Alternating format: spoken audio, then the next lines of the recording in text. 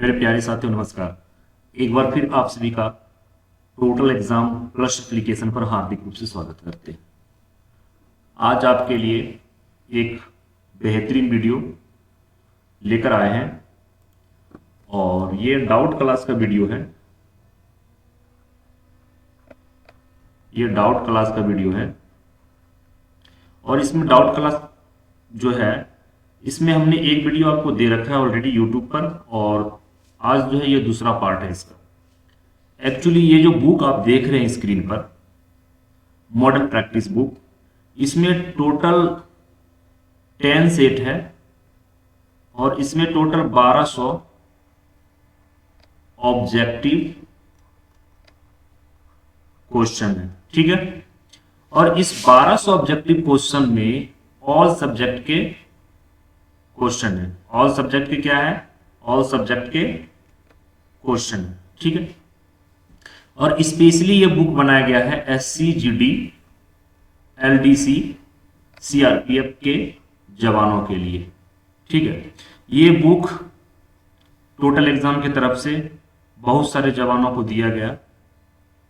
लगभग 3000 से भी ज्यादा जवानों ने इस बुक को यहां से परचेज किया टोटल एग्जाम के प्लस से एप्लीकेशन से। इस बुक में 1200 क्वेश्चन में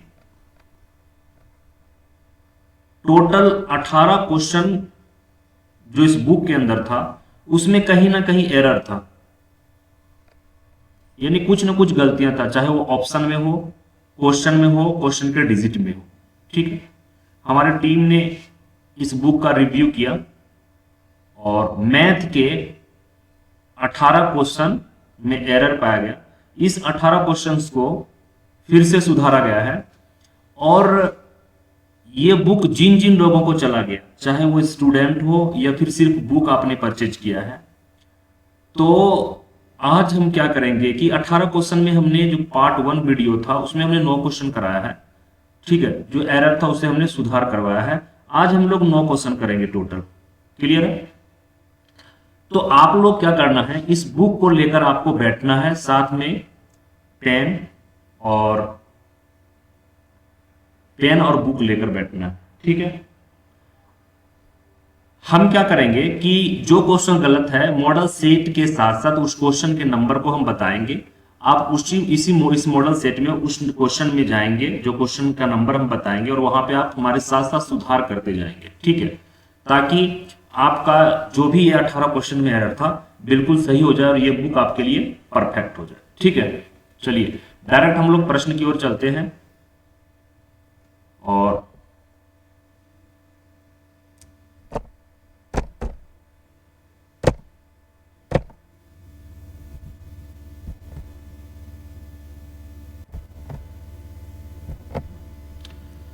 सिस्टम स्लो है, इसके लिए क्षमा चाहता हूं। देखिए, ये जो क्वेश्चन यहां पे आप देख रहे हैं, यहां पे हमने मॉडल पेपर नंबर लिखा है। जो ये है आपके जो बुक में सेट है, सेट 7, इसका 10 नंबर प्रश्न है। ठीक है, हमको मान अज्ञात करना है इनका 0.03 और 0 प्लस 0.7, यानी इन दोनों को ऐड करना है। 0.03 और 0.7, इसे आप प्लस कीजिए। ठीक है,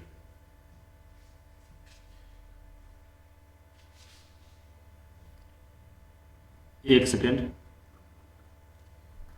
ये 7 यहां पे नहीं, यहां पे होगा। ठीक है, यहां पे मैं लिखता हूं 0.03 और 0.7। अब इसे प्लस करना है तो 37.0, यानी 0.73 ये आपका आंसर हो गया। ठीक है, तो आप लोग बुक में देख लीजिएगा कि कहां पे गलती है, ऑप्शन में गलती है या फिर प्रश्न में गलती है। आपका सही आंसर क्या होगा? Option D, 0.73। ठीक है, आगे चलते हैं हम लोग।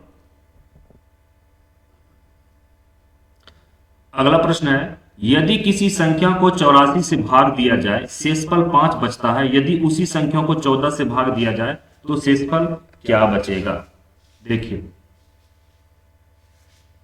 कितने से भाग देना, यदि उस संख्या को 14 से भाग देना है। ठीक है, यानी 84 में आप 14 से भाग दीजिए। 14 छकी 84, यानी शेषफल क्या बता, कुछ नहीं, कुछ नहीं तो 0। तो आपका आंसर क्या हो जाएगा, आंसर आपका हो जाएगा डी। ठीक है, आंसर क्या हो जाएगा, डी नॉट, क्योंकि आंसर में आपका क्या होगा, शेषफल क्या बचेगा, शेषफल 0। अगर 0 किसी ऑप्शन में रहता तो वो हमारा आंसर होता।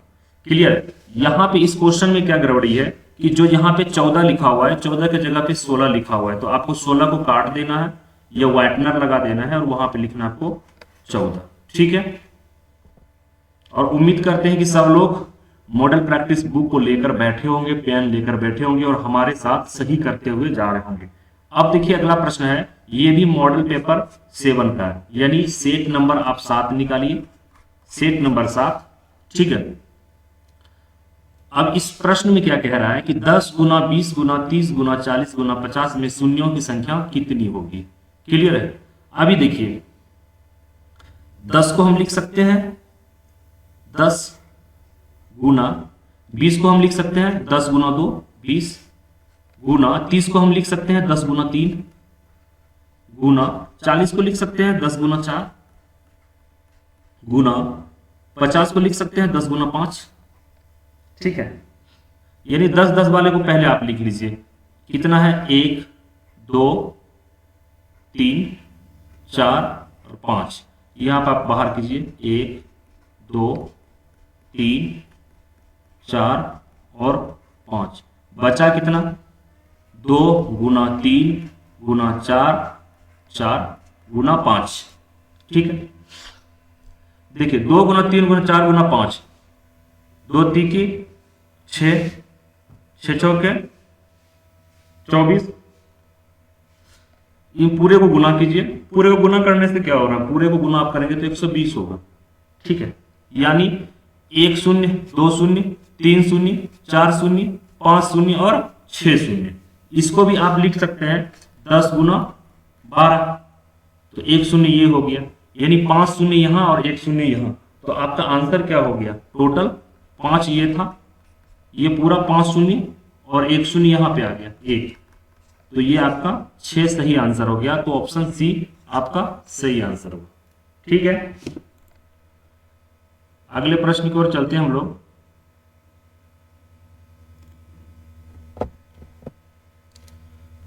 अगला प्रश्न है सेट नंबर 7, सेट नंबर 7 का ही 11 नंबर प्रश्न। ए तथा बी की वर्तमान आयु का अनुपात क्रमशः 4:5 है। 5 वर्ष बाद यह अनुपात क्रमशः 6:7 हो जाएगा। ए की वर्तमान आयु कितनी होगी, ए की वर्तमान आयु कितनी होगी। यहां पे हम लोग क्या करेंगे कि एक बेसिक मेथड और एक ट्रिक से कैसे इसे बनाते हैं कम समय में। ठीक है, दोनों चीज सीखेंगे। क्लियर है। बेसिक मेथड से हम लोग सीखते हैं पहले एक्स मानकर। ठीक है, सपोज दैट ए की वर्तमान उम्र एक्स है और बी का वाई मान लेते हैं। अब प्रश्न के अनुसार से क्या होगा, प्रश्न से हो जाएगा एक्स बाय वाई। देखिए ए तथा बी की वर्तमान आयु का अनुपात कितना है 4:5, यानी 4/5। अब इसे हम लिख सकते, क्रॉस मल्टीप्लीकेशन कीजिए, 5x = 4y।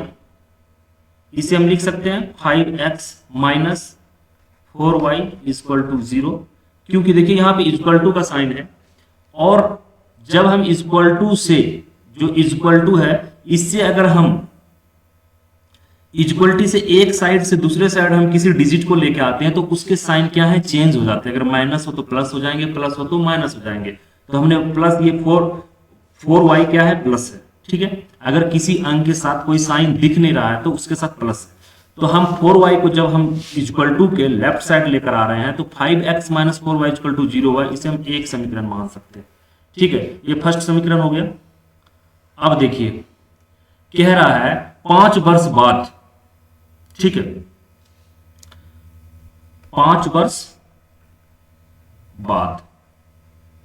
अब 5 वर्ष बाद क्या हो जाएगा, जाहिर सी बात है ए का एज था कितना, एक्स, 5 वर्ष बाद जाहिर सी बात है 5x हो जाएगा, ठीक है। और y का एज कितना था, y का, ये b का y, तो कितना हो जाएगा y + 5, ठीक है। कितना अनुपात हो जाता है, 6/7। देखिए अपने पे ही लीजिए कि अभी आपका एज मानते हैं कि 30 साल है। अगर हम आपसे पूछें कि अभी ये एज आपका 30 साल है, तो 5 साल बाद कितना एज हो जाएगा आपका, तो आप क्या करेंगे, 30 में क्या करेंगे, 5 प्लस करेंगे। वही चीज हमने यहां पे किया। वर्तमान में ए का एज है x, और 5 साल बाद यानी x + 5, उसी तरह वर्तमान b का वर्तमान एज है y, और 5 साल बाद कितना हो जाएगा, y + 5, ठीक है। अब इसको हम क्या करेंगे, क्रॉस मल्टीप्लिकेशन कीजिए, ठीक, यानी 7 से गुना हो जाएगा x + 5 में, तो 7x, ठीक है, प्लस 7 × 5 = 35 = 6y + 30, 7x। अब जो इक्वल टू के बाद इधर जो 6y है इसको दूसरे तरफ लेके आइए, तो क्या हो जाएगा, -6y = 30। अब प्लस 35 को इक्वल टू के अपोजिट साइड लेके जाएंगे तो -35 हो जाएगा, ठीक है। यानी 7x - 6y = -5। ये हमारा क्या हुआ, सेकंड समीकरण निकल गया। अब हम क्या करेंगे कि इक्वेशन यानी समीकरण 1 और 2 से, ठीक है, 1 और 2 से, 1 कितना था, 5x - 4y = 0, ठीक है। और दूसरा समीकरण 7x - 6y = -5। अभी हमें क्या करना है, x या y का मान निकालना है सबसे पहले, ठीक है। x और y का मान निकालने के लिए हमें कोई एक वैल्यू को बराबर करना पड़ेगा दोनों समीकरण में, चाहे हम y वाले को बराबर कर लें या x वाले को बराबर कर लें, ठीक है। अब देखिए यहां पे हम x वाले को कर सकते हैं, लेकिन अगर हम y वालों को करते हैं तो हमें जो हमारा वैल्यू निकल के आएगा x का निकल के आएगा और हमारा आंसर मिल जाएगा। अगर हम y के वैल्यू को निकालते हैं, x के वैल्यू को निकालते हैं, या x को कटाते हैं y के वैल्यू को निकालते हैं, y के वैल्यू को निकालने के बाद फिर x में मान रखना पड़ेगा, ठीक है। तो हम क्या करेंगे, यहाँ पे y वाले को कटा देते हैं, ठीक है, क्योंकि हमें x की जरूरत है, x की हमें जरूरत है। वैसे आप किसी को भी किसी को बराबर करके आप कटा सकते हैं, किसी का x का निकालिए मान या y का निकालिए, आपका सवाल बन जाएगा, ठीक है। लेकिन हम लोग आसान किससे होगा वो चीज हम लोग देखेंगे, ठीक है। तो हम क्या करेंगे, इन दोनों को यानी 4y और 6y के वैल्यू को बराबर करेंगे। बराबर करने के लिए सिंपल सा फंडा है कि यहाँ पे जो 6y है ऊपर हम 6 से गुना कर देंगे, यहाँ पे जो 4y है नीचे 4 से गुना कर देंगे। अब देखिए क्या हो गया, अब ये 6 क्या है, ये तीनों में गुना होगा, ठीक है, यानी 5x × 6 तो 30x हो गया, माइनस 6 से गुना होगा 4y में 24y, बराबर 6 से गुना होगा 0 में 0, और फिर 4 से गुना होगा 7 में 28x, माइनस 4 से गुना होगा 6 में 24y = 4 से गुना होगा 5 में -20, ठीक है। अब देखिए हम क्या करेंगे, प्लस माइनस साइन चेंज करेंगे। यहां पे कुछ नहीं है 28 के पास, तो प्लस है तो अपोजिट साइन यहां पे लगाएंगे, ये माइनस करेंगे, यहां माइनस है -24y तो यहां प्लस करेंगे, और यहां माइनस है तो यहां हम प्लस करेंगे, ठीक है। अब देखिए -24y और +24y ये हो गया, कट गया, खत्म, ठीक है। अब देखिए यहाँ पे +30x -20x 28x कितना हो गया, 2x, और बड़े वाले का साइन होगा, यानी बड़े वाले पॉजिटिव है तो पॉजिटिव साइन होगा, ठीक है।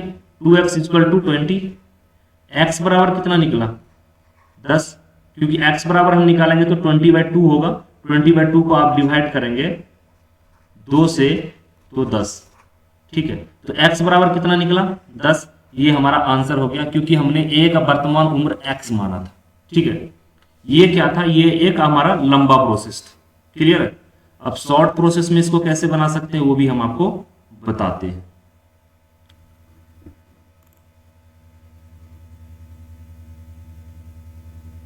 इसको आप ऐसा कर सकते हैं, इस सब यहां पे हम इस जो हमने अभी आपको सॉल्यूशन करके बताया इसको हम मिटा देते हैं। लेकिन अगर आप इसका स्क्रीनशॉट लेना चाहते हैं तो स्क्रीनशॉट लीजिए। ठीक है, मैं 5-6 सेकंड आपको टाइम देता हूं, इस वीडियो को या पॉज कर लीजिए और स्क्रीनशॉट ले लीजिए, क्योंकि यहीं पे हम आपको शॉर्ट ट्रिक यानी सेकंड मेथड बताऊंगा। ये लॉन्ग प्रोसेस था, बेसिक कॉन्सेप्ट था, बेसिक मेथड था। क्लियर है। चलिए इसका स्क्रीनशॉट ले लीजिए आप लोग।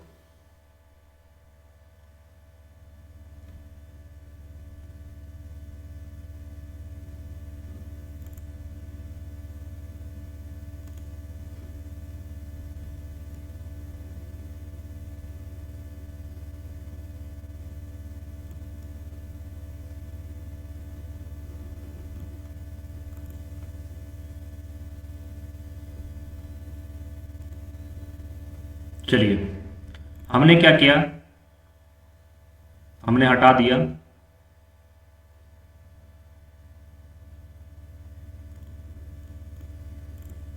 अभी हम इंक चेंज कर लेते हैं।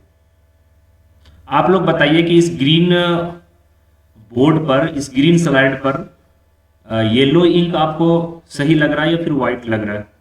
वही मैं इस्तेमाल करूंगा। ठीक है, अभी हम पीला करते हैं। पीला या सफेद, कौन सा इंक आपको सही लगता है? देखिए अभी हमने आपको लॉन्ग प्रेसेस बता दिया, इसका सबसे इजी और ट्रिक की प्रेसेस बताते हैं। अब हम ट्रिक से बनाते हैं चंद सेकंड में। ठीक है, देखिए ये ए हो गया और ये बी। ठीक है, वर्तमान में दोनों के एज का अनुपात कितना है? 4:5। और 5 वर्ष बाद कितना हो जा रहा है? 6:7। यही कह रहा है। अब निकालना मुझे किसका है? तो इसका वर्तमान उम्र निकालना है ए का। क्लियर है। तो जिनका भी हम वर्तमान एज निकालेंगे, गौर से सुनिएगा, जिनका हम वर्तमान एज निकालेंगे उनके वर्तमान रेशियो को लिखेंगे। यानी ए का वर्तमान अनुपात क्या है? 4:5 ए बी का। तो ए का क्या हो गया? 4 गुना कितने साल बाद? तो 5 साल बाद। क्या 5 साल बाद ये अनुपात 6:7 हो जाता है। यानी यहां पे हम टाइम लिख देते हैं। ठीक है, गुना। अब देखिए ये जो 5 साल बाद जो नया अनुपात आ रहा है इसको आपस में माइनस कर देंगे। यानी 6 -7। ठीक है, और नीचे हम क्या करेंगे? इन दोनों को गुना करके माइनस कर देंगे। इन दोनों को आपस में गुना कीजिए। ठीक है, तो 4×7=28। ठीक है, पहले इसको ए वाले को करना है। 4×7=28। आप ये नहीं लिख सकते हैं, ठीक है, कि ये जो बड़ा है इसको हम पहले लिख दें। 4×7=28 और 5×6=30। अब देखिए ऊपर क्या हो गया? 4 गुना 5 गुना -1 बटा -2 बराबर 5×20 गुना -1।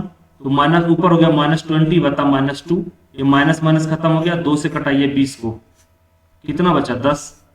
कितना बचा? 10। ये आपका आंसर हो गया। ठीक है, अगर यहीं पे कहता ए की वर्तमान आयु कितनी है, अगर आपसे पूछ लेता यहां पे कि बी की वर्तमान आयु कितनी है, फिर आप क्या करते? तो बी की वर्तमान आयु, तो ये जो वर्तमान में बी का जो वैल्यू है 5, इसको हम यहां पे लिखते हैं। ठीक है, उसके बाद आप क्या करते कि जो 5 वर्ष बाद नया अनुपात आ रहा है उसको आपस में माइनस कर देते हैं, 6 - 7। और आप फिर क्या लिखते हैं? टाइम, यानी कितने साल बाद?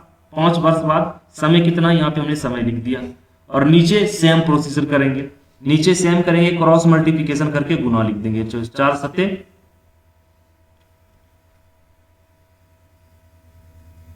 तो क्या है कि जो यहां पे हमने प्रोसेस किया, ठीक है, कितने शॉर्ट में बन गया।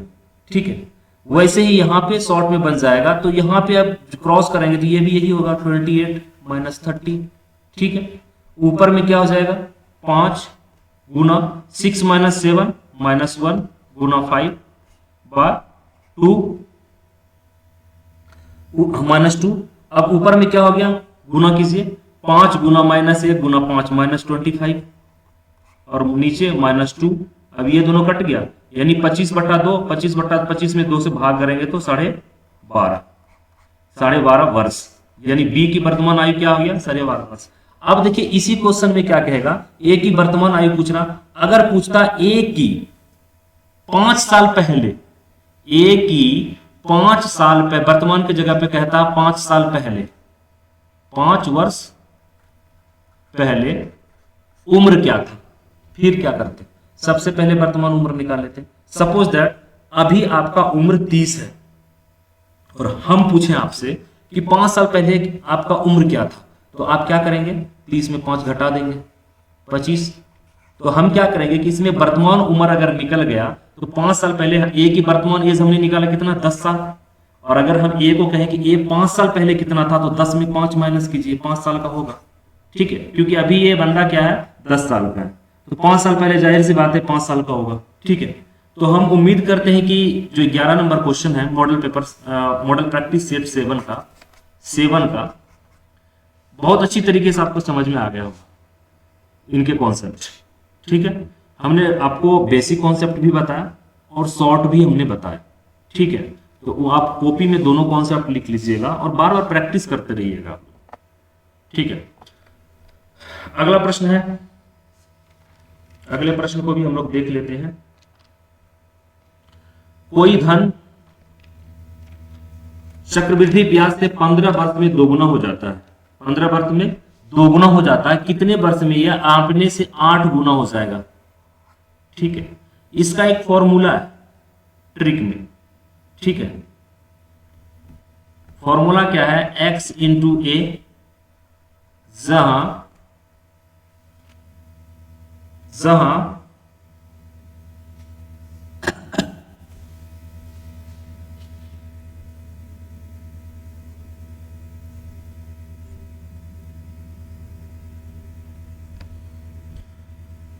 n to the power a equal to z होता है।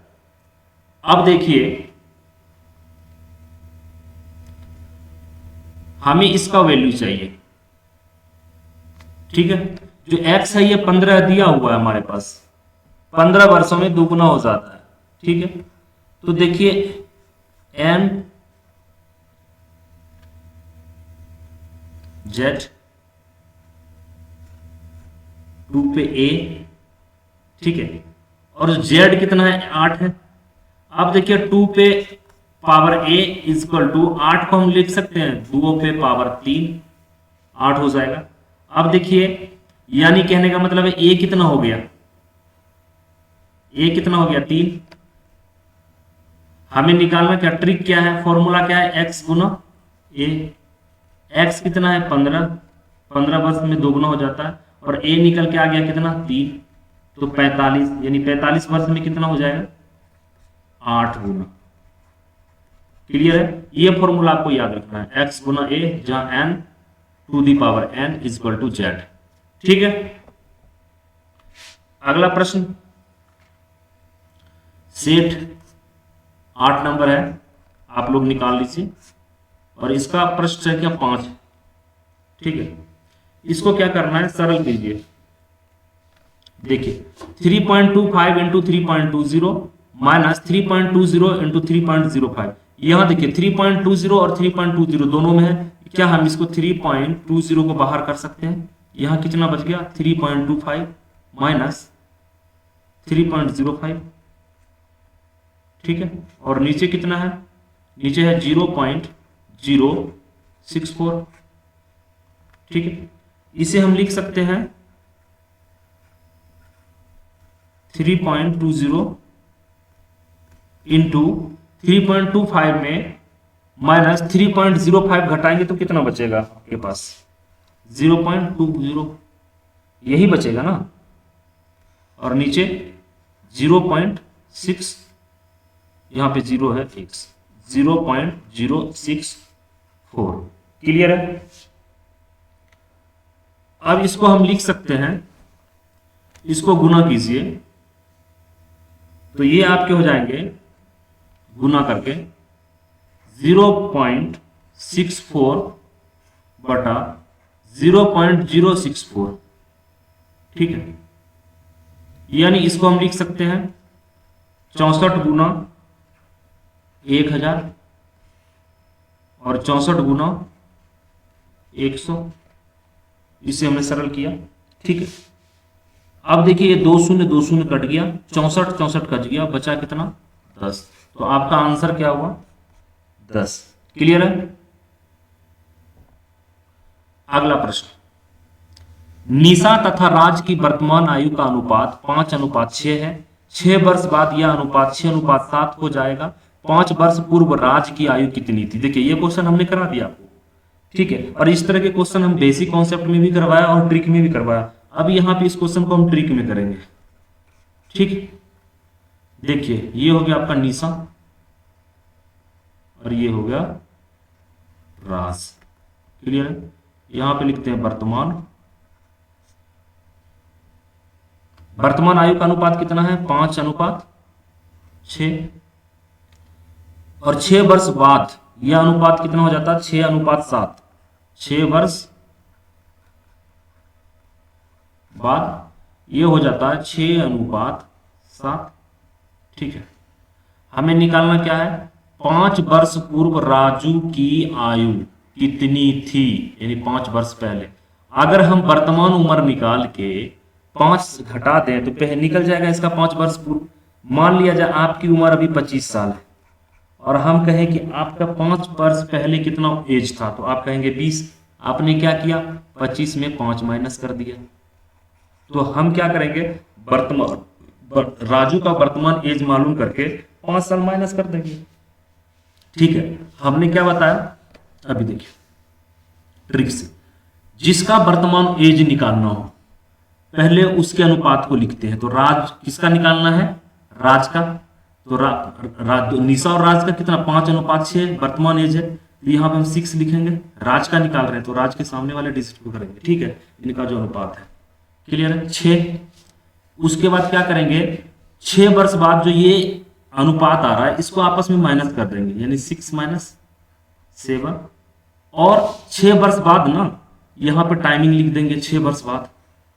अब दोनों को क्रॉस मल्टीप्लिकेशन, दोनों अनुपात को जो दोनों रेशियो है क्रॉस मल्टीप्लिकेशन करके माइनस कर देंगे, ठीक है। समझ गए। 5 × 7 = 35 माइनस 6 × 6 = 36, ठीक है। ऊपर कितना हो गया 6 × -1 × 6, और नीचे कितना आ गया -1 35 36 में अगर आप देखिए यहाँ पे इसको 35 - 36 करेंगे तो -1 बचेगा। क्लियर है। अब इनको कीजिए, ऊपर कितना हो गया -36 और नीचे -1, ये माइनस खत्म हो गया, ठीक है। और नीचे क्या है 1 है, तो 1 हमेशा किसी भी कोई भी संख्या हम लिखते हैं तो उसके नीचे 1 रहता ही है, तो हम लिख सकते हैं = 36। जो 36 निकला ये राजू का वर्तमान उम्र है, वर्तमान आयु है। अगर अभी राजू 36 साल का है तो 5 साल पहले ये कितने साल का था, तो 5 क्या करेंगे 36 में 5 माइनस कर दीजिए, तो 5 साल पहले ये 31 वर्ष का होगा, 31 वर्ष का होगा। यही आपका आंसर होगा। क्लियर है। चलिए अगला प्रश्न है, किसी वस्तु का क्रय मूल्य उसके अंकित मूल्य का 80% है, ठीक है। 12% का पट्टा देने के उपरांत व्यापारी का लाभ प्रतिशत कितना हो। बहुत अच्छी बात है। देखिए कोई सामान है, क्लियर है, कोई सामान है। हम मान लेते हैं एक कलम है, क्या है एक कलम है, ठीक, जिसका अंकित मूल्य 100 रुपया है, ठीक है, और क्रय मूल्य 80%, यानी कह रहा है कि किसी वस्तु का क्रय मूल्य उसके अंकित मूल्य का 80% है। क्रय मूल्य कितना है 80%। अगर किसी सामान का कीमत 100 रुपया है तो क्रय मूल्य कितना, यानी कितने 80 रुपया होगा, जाहिर सी बात है, ठीक है। अब कह रहा है कि 12% का बट्टा देने के उपरांत व्यापारी का लाभ प्रतिशत। अब देखिए 12% छूट दिया जा रहा है, तो हमेशा जो डिस्काउंट होता है, जो प्राय अंकित मूल्य होता है, उस पर दिया जाता है। यानी 100 रुपये पे कितने का छूट दे रहा है? 12 रुपये का। ठीक है, 100 रुपये पे 12 रुपया का छूट दे रहा है, यानी 88 रुपये में वो बेच रहा है दुकानदार। ठीक है, और दुकानदार ने खरीदा कितने में है? वो 100 रुपये उस पे दाम था, उस पेन पे दाम था 100 रुपये। ठीक है, उस पेन की कीमत, उसका जो फिक्स प्राइस है, उस पेन पे लिखा हुआ है 100 रुपीज, लेकिन दुकानदार ने खरीद के लाया कितने में? 80 रुपये में। ठीक है, और 80 रुपये में लाके वो अपने दुकान में ग्राहक को वही सामान, जिस पेन पे 100 रुपया लिखा है, उस पे 12 रुपये का डिस्काउंट छूट दे रहा है। 12 रुपये का छूट देके 88 रुपये में बेच रहा है। दुकानदार ने खरीदा 80 रुपये में और बेच रहा है 88 रुपये में, यानी कितने का ये लाभ कमा रहा है? 8 रुपये का। 8 रुपये का लाभ हो रहा है। अब लाभ प्रतिशत निकालना है, तो लाभ प्रतिशत हमें पूछ रहा है, लाभ प्रतिशत। ठीक है, तो लाभ प्रतिशत निकालने के लिए लाभ प्रतिशत बराबर सूत्र होता है लाभ गुना 100 बटा क्रय मूल्य। ठीक है, लाभ कितना हो गया भाई? 8 रुपया गुना 100, और क्रय मूल्य खरीदा कितने में था दुकानदार ने 80 रुपये में। ठीक है, शून्य, एक शून्य कट गया, 8 कट गया, बचा कितना? 10, यानी उस दुकानदार को 10 रुपया फायदा हो रहा है। यानी 80 रुपये में, सॉरी 10 रुपया नहीं, 10% होगा, सॉरी 10% का बेनिफिट हो रहा है उस दुकानदार को। 80 में खरीदने के बाद 88 में बेच रहा है, तो 10% का क्या हो रहा है? लाभ हो रहा है। तो आपका आंसर क्या हो गया? Option C, 10%। आप बताइएगा कि इस ग्रीन बैकग्राउंड पर, इस ग्रीन बोर्ड पर येलो पेन से हम लिखें या फिर व्हाइट से लिखें, जरूर हमको कमेंट करके बताइएगा। ठीक है, अगला प्रश्न है 597523 के 7 स्थानीय व जातीय मान में कितना अंतर है? अब देखिए